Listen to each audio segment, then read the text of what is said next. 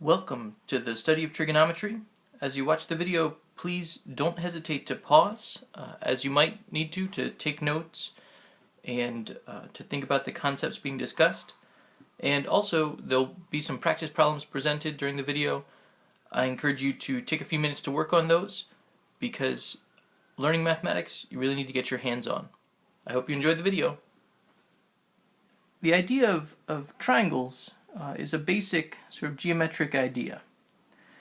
And one of the interesting aspects of triangles is that they're rigid, meaning that the side lengths of a triangle determine its shape.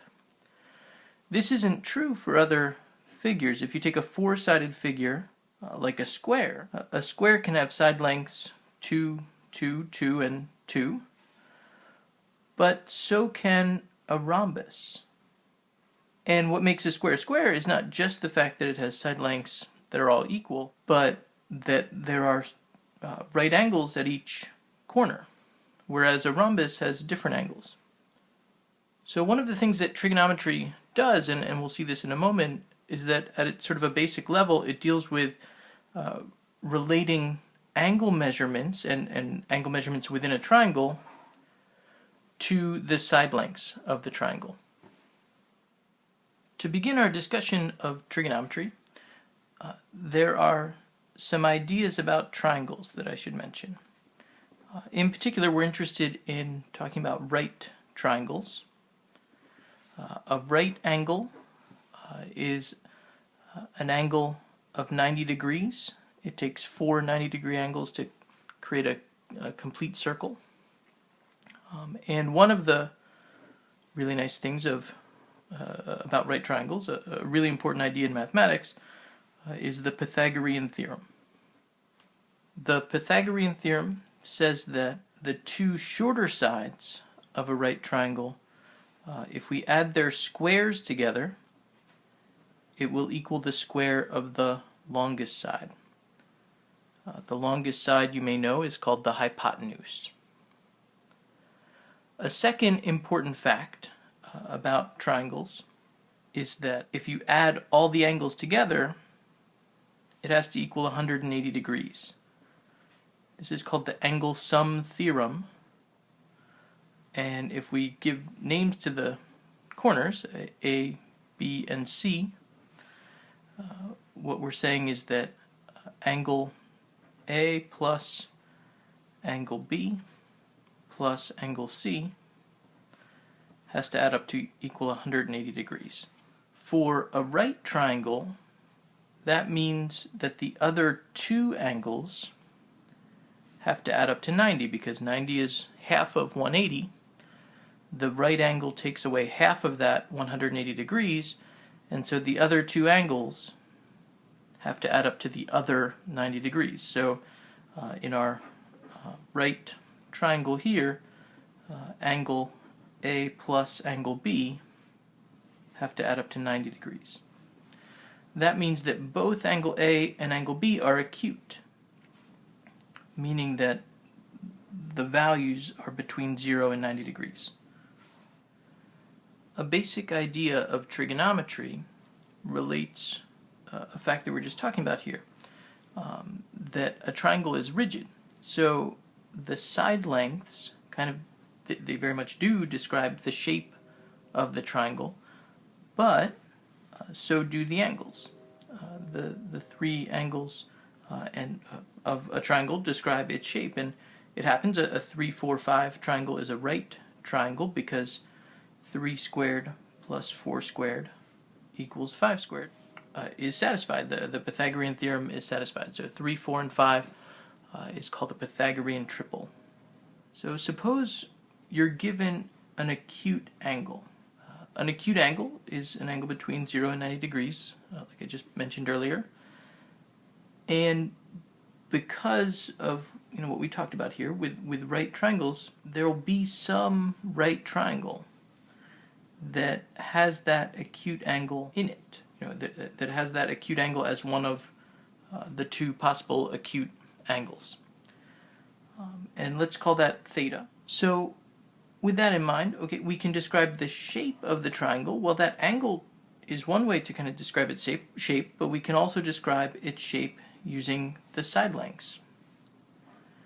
And given that angle theta, we can talk about one of the sides being opposite theta. Of course, in a right triangle, the longest side is always called the hypotenuse, and the side that's not opposite theta, well, that's the side, we call it adjacent to theta. And one way to distinguish the opposite side from the adjacent side is that the adjacent side is the side along with the hypotenuse that forms that angle. Right? So the adjacent side and the hypotenuse are next to angle theta. And of course the opposite is on the other side of the triangle. Now there are 6 trigonometric functions that take an acute angle, like theta, in a right triangle as inputs and provide us with outputs that are the ratio of 2 sides of a right triangle. Since there are 3 sides to a right triangle, there are 6 ways to pair them up. We have sine. The sine of theta is abbreviated sin, and it's the opposite side over the hypotenuse. The cosine of theta is abbreviated cos and is the adjacent side over the hypotenuse. The tangent of theta is abbreviated tan and is the opposite side over the adjacent side. These 3 are often thought of as kind of the basic 3 trigonometric ratios, but we can extend them to 3 more by thinking of their reciprocals. So if I take the reciprocal of sine, I get the hypotenuse over the opposite side. This is called cosecant. If I take the reciprocal of cosine, we get the hypotenuse over the adjacent side, and this is called the secant. And finally, if I take the reciprocal of tangent, we get the adjacent over the hypotenuse, and this is called cotangent. So let's look at an example. Suppose we have a right triangle with side lengths 8, 15, and 17. I know it's a right triangle because 8 squared plus 15 squared equals 17 squared. 64 plus 225 equals 289.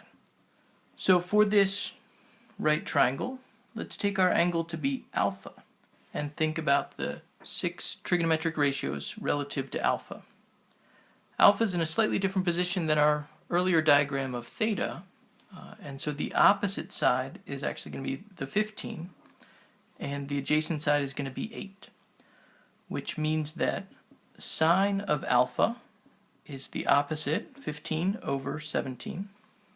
Cosine of alpha is 8 over 17. And tangent of alpha is 15 over 17. I'm sorry, 15 over 8. The opposite side over the adjacent side. The 3 other ratios come from reciprocals. So cosecant of alpha is 17 over 15. Secant of alpha is 17 over 8. And cotangent of alpha is 8 over 15. Mathematics, like many subjects, it's important to learn mathematics. It's important to really work on problems on your own. So from the examples, from what you've seen in this video, let me end with the following question. Suppose you know a right triangle has side lengths 3 and 7. The hypotenuse is not given, but the Pythagorean theorem might be helpful in finding it. From that given information, let's say one angle is called theta and another angle is called beta, the acute angles. try to find the sine of theta and the tangent of beta. I hope you enjoyed the video. Thanks.